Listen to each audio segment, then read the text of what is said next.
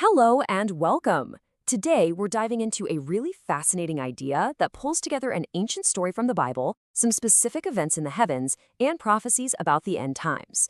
We're going to explore how some sources build this incredibly detailed prophetic blueprint, and it all revolves around the book of Esther. So, let's jump right in. So here's our game plan. First, we'll look at the Jewish festival of Purim and see how it's viewed as a kind of promise.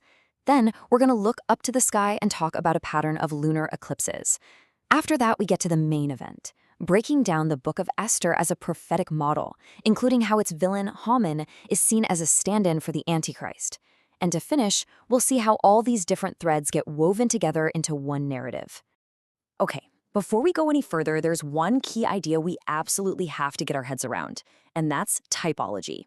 It is the main lens our sources are using to see all this. Basically, it's the idea that certain people or events, especially in the Old Testament, are like divine types. They're foreshadows of things to come.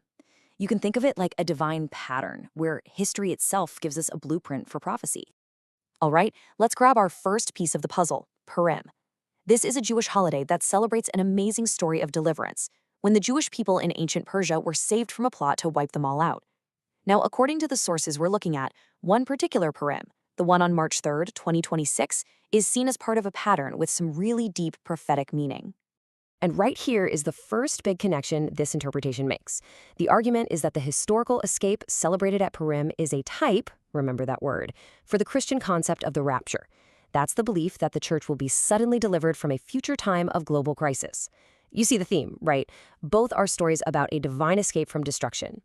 So where does this idea of two different destinies come from in the Bible? Well, passages like 1 Thessalonians are pointed to. These sources really highlight the contrast here. You have the world facing what's called sudden destruction, but then you have believers who are promised an escape because they are, quote, not in darkness. This hope for escape is what this framework connects right back to that Purim story. Okay, now let's shift gears. We're moving from ancient texts and looking up at the stars. This next part of the argument brings in some very specific celestial events. The idea here is that a series of lunar eclipses, you might know them as blood moons, are acting as a kind of divine calendar, pointing out times that are prophetically important. Now, check out this timeline, because this is the pattern these sources find so incredible. They point to a triad, 3 lunar eclipses, back in AD 32 to 33, right around the time of the crucifixion. And then there's a modern echo, another triad in 2025 and 2026, with 2 of those eclipses falling on Purim. And if you look even further ahead, they note a tetrad, that's 4 eclipses, in 2032 and 2033, lining up once again with Jewish feast days.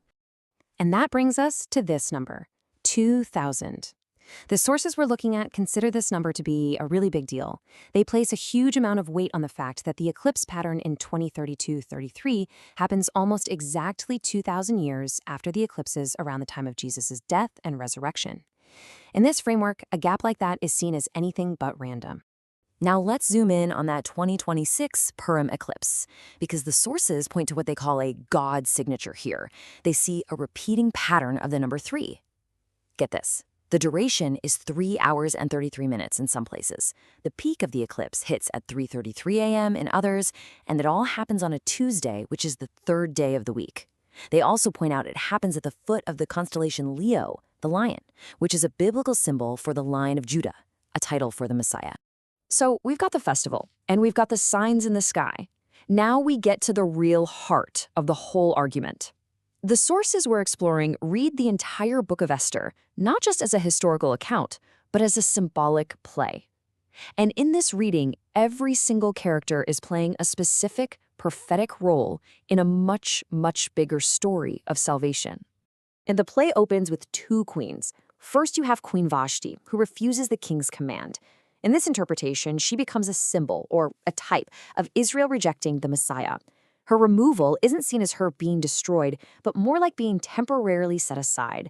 And this, of course, opens the door for Queen Esther, an orphan from another land, who is seen as a symbol for the church, a new bride being brought into a covenant relationship with the king. Before Esther can even meet the king, she has to go through this year-long preparation process. And of course, this is also seen as deeply symbolic. The first 6 months, with oil of myrrh, that's said to represent a spiritual cleansing, the removal of sin. The next 6 months with perfumes, well, that represents being made beautiful and holy for the king, a process that believers refer to as sanctification.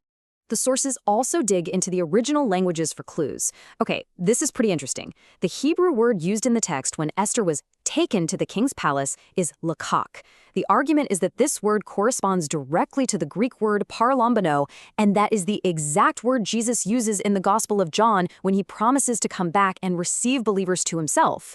That verse, of course, is a cornerstone for the whole concept of the rapture.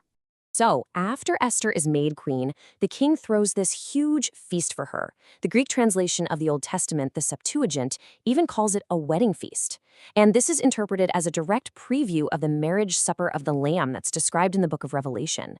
The details are seen as direct parallels. The feast lasts for 7 days, which is linked to the 7-year tribulation period, a prophesied time of trouble on earth while the church is believed to be safe in heaven with Christ. And here we get to what the sources say is the most crucial point of all, the timing. This is absolutely central to the pre-tribulation view. In the story, Esther is crowned, she is celebrated, and the feast is held before the villain Haman even shows up and reveals his evil plan. The interpretation, the bride is safe and secure with the king before the great trial begins. And that leads us right to the story's bad guy, Haman. In this typological reading, Haman isn't just a historical villain. He's seen as a living, breathing blueprint for the prophesied end-times figure we know as the Antichrist, a future world leader who will stand against God and persecute his people. So let's look at his profile. Haman is a descendant of the Amalekites, who were ancient sworn enemies of Israel. He climbs the ranks to gain incredible power. He demands that everyone bow down and worship him. And when just one Jewish man, Mordecai, refuses, Haman plots the genocide of the entire Jewish people. And how does his story end? With a sudden, dramatic reversal. He's executed on the very gallows he built for his enemy. The sources argue that these are direct parallels to prophecies about the rise and the fall of the Antichrist. Haman's decree to destroy every Jewish person on a single day is seen as a historical echo of what the Bible calls the Great Tribulation.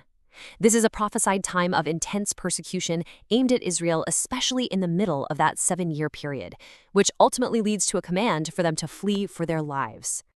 Okay, let's put it all together now. The sources we've been walking through take all these pieces, the celestial signs, the symbolic reading of Esther, and the end times prophecies, and weave them into a single cohesive story about what's to come.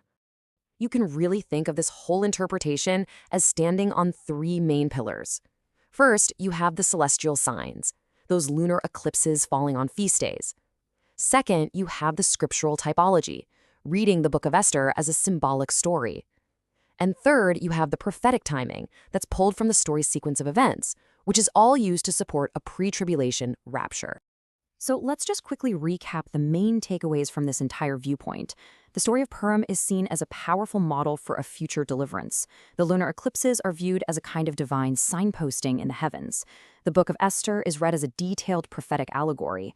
And maybe most importantly, the sequence of events, the bride is secured before the trial, is presented as powerful evidence that the church will be taken before the tribulation begins. For those who hold this view, these aren't just coincidences, they are divine blueprints. When you lay it all out like that, you can see why, for those who hold this view, these patterns feel like powerful signs pointing to something just over the horizon. But for all of us, it brings up a really big question. How do these ancient stories and patterns in the sky continue to have such a powerful grip on how we think about the future? What does it say about our search for meaning in the world around us? Thanks for joining us for this explainer.